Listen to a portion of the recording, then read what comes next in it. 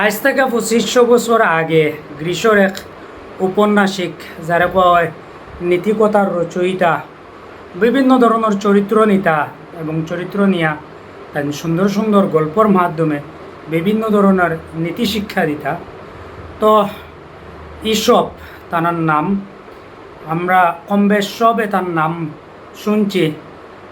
তাইনর মূল ক্যারেক্টারটা আসলো নীতি, সততা, বুদ্ধিমত্তা, মানবিকতার শিক্ষা দিতা ছোটো ছোটো গল্পর মাধ্যমে। তো তার একটা গল্প পড়ছি, আর আমরা প্রতিনিয়ত এই ধরনের সমস্যার সম্মুখীন হই। তো আজকে যেটা গল্প পড়ছি আপনারা শেষ পর্যন্ত ভিডিওটা দেখুন, যে গল্পটার থেকিয়া একদম সহজ সরল গল্পটা, কিন্তু ভিডিওটার থেকিয়া শিকার মতো অনেকটা জিনিস আছে। একটা শিয়াল আর একটা সারস পাখি, তারার মাঝে খুব বেশি ঘনিষ্ঠ বন্ধুত্ব আসলো। এই বন্ধুত্বর মাঝে হয়েছে কিনা, একদিন দ্রুত শিয়ালে সারস পাখিরে নিমন্ত্রণ করছে যে বন্ধু আও এবং আমার বাড়িতে ইয়া কিচ্ছু খাও।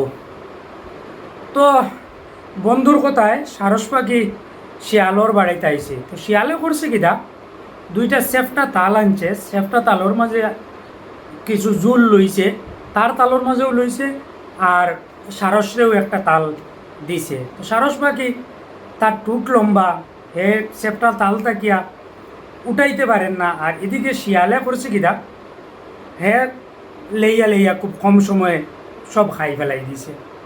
তো আসলে শিয়ালে সারস পাখিরে খাইতে দিল না। এই জায়গাটা থেকে সারস পাখি শিখলো কিনা, হেও একদিন তার বন্ধুরে দাওয়াত দিল, দাওয়াত দিয়া হে থার বাড়িত নিল। এদিন সারস পাখি ওই দিন তো শিয়ালর বাড়িত আইয়া একটা বাস খাইয়া গেছে, যে তারে বন্ধুয়ে দাওয়াত দিছিল, কিন্তু খাবারের বেলা এই একটা প্রতারণা করছে। সারস পাখি ওই দিন দুইটা কলসির মতো পাত্র তার বাড়িতে তো দাওয়াত দিছে, তো দাওয়াত দেওয়ার পরে শিয়ালও গেছে যথাসময়ে। তো দুইটা কলসির মতো পাত্র, ওই দুইটার মধ্যে খাবার বা কিছু জুল লইছে। লোয়ার পরে সারসে তার লম্বা টুট দিয়া এইখান থেকে ইজিলি উঠেইয়া খাই লইছে, আর শিয়ালে তো তার মাথা উঠকাইতে পারে না এর মধ্যে। তো এই গল্প থেকে আমরা, গল্পটা একবারে স্বাভাবিক, একদম ছোটো। তো এই গল্প থেকে আমরা শিখলাম ওই জিনিসটায়, যে যারে ফোড়ায়, সিলেটি একটা কথা আছে, হে তারে ছড়ায়।